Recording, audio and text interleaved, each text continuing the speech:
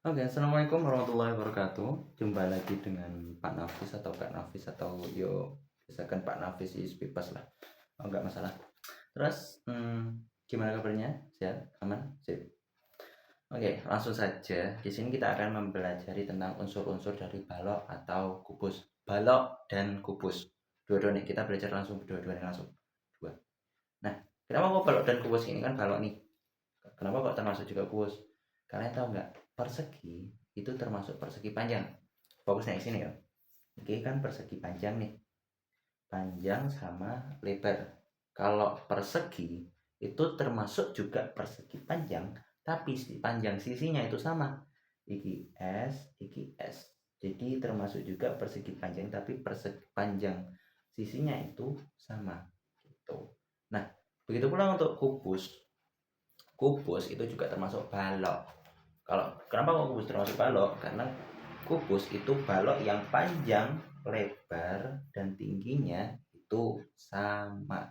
Makanya terus balon tidak ada R rusuk, rumusnya jadi R kali R kalau di volumenya, atau apa ngarani S kali S kalau di UKBM yes yo sesuai pokok paham no ya aman sih gitu. Terus oke. Jadi di sini kita akan mempelajari beberapa unsur mulai dari sisi bangun, titik sudut, kerangka, terus rusuk, yuk rusuk karo kerangka mirip podo lah. Terus diagonal sisi, diagonal bidang itu sama, terus diagonal ruang dan juga lagi apa yang mau diagonal bidang diagonal. Nah, terus kita akan mulai belajar mulai dari sisi bangun. Sisi bangunnya ada berapa? Betul, 6. Depan iki, belakang iki, atas permukaan iki, bawah sing apa dasar iki, terus kiri sama kanan. Misal ini kubus balok AB C D E F G H. Nah, A B C D F G H ini misal yang paling depan, yang depan ini kan A B F E. Itu contohnya benar. Nah, kalau misalkan kemarin itu ada juga yang salah di KPD. A B E F. Penamaannya itu gak boleh. Itu salah. Jadi harus urut kayak urut kerangkanya ya.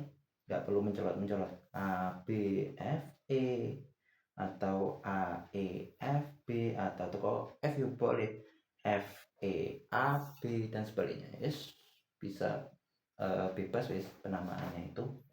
Jadi ada 6 sisi bangun dari balok dan kubus. Ya, ini kalau misalkan kita bahas tentang balok itu juga unsur-unsurnya balok itu juga termasuk unsur-unsurnya kubus, jadi kita samakan saja. Termasuk ini juga prisma segi empat. Kalau misalkan bagian udah tahu, harusnya udah tahu sih. Kalau kan ini ngulang dari SD ya, atau MI kalian masing-masing udah belajar. Normanya gitu.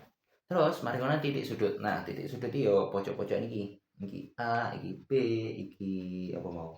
F, iki E, iki H, iki E, terus baru iki F, iki G, yes, iki C, iki D, yes gitu gitu. Jadi jumlah titik sudut dari balok itu ada 8 ya, pojok-pojok itu yang membentuk dari balok ini. Mari ngono ada rusuk. Rusuk itu ya kerangkanya ini ada 4 cagak atau tiang itu. Tiang ini kan tinggi nih. Kalau misalkan di balok ini tinggi, ini panjang, ini terus ini lebar. Nah, kalau misalkan di rusuk balok atau kubus itu punya 12. Kenapa kok 12? Karena masing-masing dari panjang, lebar sama tinggi itu punya 4. Iki tingginya ada 4, lebarnya ada juga 4, terus panjangnya juga ada 4. Iki makanya 4P 4 kali 3 itu kan 12. Termasuk juga kalau misalkan kita nyari panjang apa nih panjang kerangka, rumus panjang kerangka itu kan 4 kurung P plus L plus T. Terus mana 4P ada terus kan 4P ditambah 4L tambah 4T. Nah, 44 ini ketiga-tiganya ini itu dijumlahkan 4P 4L 4T ditambahkan. Jadi itu difaktorkan atau dikeluarkan dari kurungan 4 terus P plus L plus T. yaitu rumusnya asal rumus dari panjang kerangka. Kalau misalkan kubus 4P LT, P sama L sama T nya diganti R rusuk. Jadi 4R tambah 4R tambah 4R tambah 4R 12R, atau kalau di UKBM itu pakai S. Terus mari ngono kita masuk ke rusuk. Itu kan nanti wes ya. Mari ngono diagonal sisi. Sebelum kita masuk ke diagonal sisi dari balok, kita akan belajar tentang diagonal sisi dari segi 4. Kalau misalkan diagonal sisi segi 4 itu kan seperti yang kita tahu bersama dari kalian udah belajar di SD atau MI kalian masing-masing kan, iki karo iki. Kenapa kok gini? Itu bukan sekedar pojok dari pojok, tapi ini diagonal itu membagi dua daerah, membagi segi 4 ini menjadi dua daerah iki karo singki. Kalau misalkan singki dari titik iku nek titik dhuwur pojok kiri, iki karo iki. Nah, begitu pula untuk segi berapa ini? 0,4 Nah, ini segi 8. Kalau misalkan kita pengen nyari diagonal dari segi 8 ini bisa gini. Kalau misalkan pengen dibagi dua nih, ini gini. Tentunya dari pojok ke pojok ya, dari titik sudut ke titik sudut yang lain. Gak boleh kalau misalkan ini ya termasuk membagi dua, tapi ini tidak dari titik sudutnya. Nah, ini bagi dua. Kalau misalkan rada cilik ini ya termasuk bagi dua. Iki karo iki. Kalau misalkan rada cilik mana? Iki cuwili iki karo iki. Terus karena loe mudun mana? Ini nggak bisa, karena kalau misalkan garis iki ini kan nggak membagi dua segi 8 iki. Segi 8 ini tidak terbagi menjadi dua, ya tetap utuh. Makanya jika bukan termasuk bidang diagonal dari segi 8 iki gitu.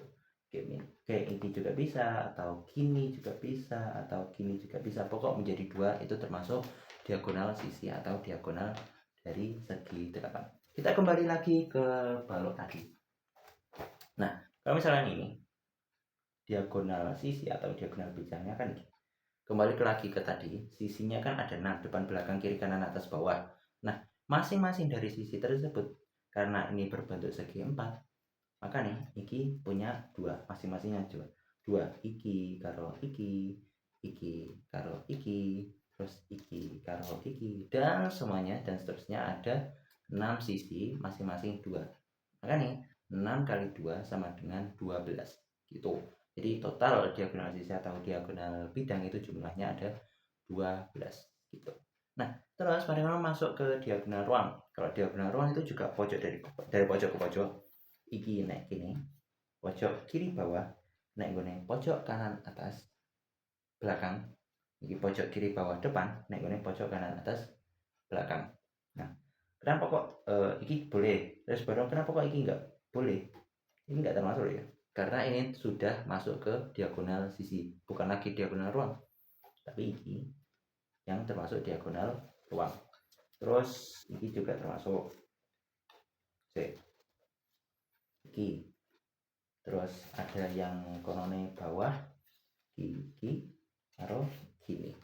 Nah, ini termasuk diagonal ruang. Totalnya cuma ada 4. Misalkan pengen lebih berarti ini jangan segi 4, tapi kalau misalkan tadi itu alasnya segi 8, kalau misal alasnya segi 8 ya engko tak dadi wakeh engko diagonal ruangnya jadi banyak gitu. Sorry kalau kecampur. Terus mari ngono apa nih terakhir mau bidang diagonal. Kalau bidang diagonal itu bidang yang membagi, kan jenenge bidang diagonal. Tadi kan garis diagonal sisi atau garis diagonal bidang dan seterusnya. Nah, ini bidang diagonal. Jadi bidang yang membagi ruang menjadi dua. Lagi-lagi nggak harus sama besar. Misal nih, ini jenengan segi 4. Ini kan bentuk segi 4. Nah, ini dimasukkan ke sini. Misalkan ini kan membagi ruang dari balok A B C D F G H ini menjadi dua. Sing kini karo sing kini. Jadi bidang diagonal iki mau A sing guri AD bidang ADHG ini membagi balok atau ruang dari balok ini menjadi dua. Terus baru gimana lagi yang ini so diwalik ini. Terus selain itu juga nanti kalau misalkan mau kan ini kalau ini terus ini juga bisa ini. Nah ini kan membagi dua kalau misalkan dilihat dari atas. Nah membagi dua, terus baru juga ini juga bisa membagi dua terus ini bisa ini gini. Nah kita masuk lagi juga bidang diagonal karena kan membagi dua nih gini. Terus baliknya juga ini termasuk bidang diagonal dari kubus atau balok dua nih, kubus dan balok gitu. Jadi sekian pembelajaran hari ini di video ini tentang unsur-unsur dari balok dan kubus. Misal pengen tanya langsung aja tanya di kolom komentar boleh, atau apa ya takon yang grup atau japri bebas, feel free ya, boleh bebas.